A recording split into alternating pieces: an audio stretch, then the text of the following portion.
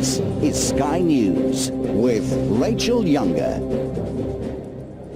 Good afternoon. In the last hour, 2 rockets are reported to have landed outside of Jerusalem. The Israel Defense Forces confirmed one of the missiles was fired from Gaza.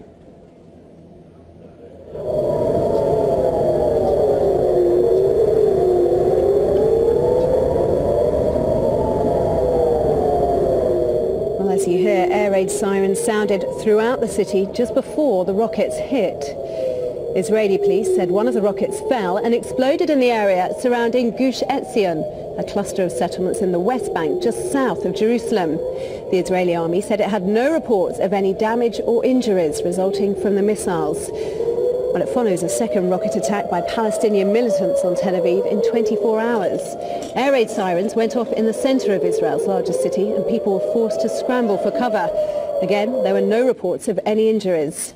But 22 Palestinians, 8 of whom were militants, have now been killed in the violence that follows the deaths of 3 Israelis during a rocket attack in the south of the country yesterday. I was at the beach. I was there accidentally.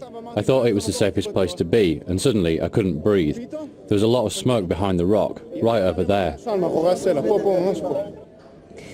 Police in Tel Aviv say one of the rockets fired in the direction of the city from Gaza landed in the sea. One witness told us what happened.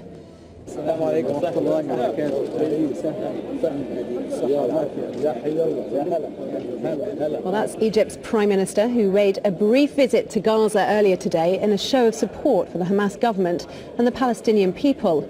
Hisham Kandil said Egypt would intensify its efforts to secure a truce and end what he called Israel's aggression.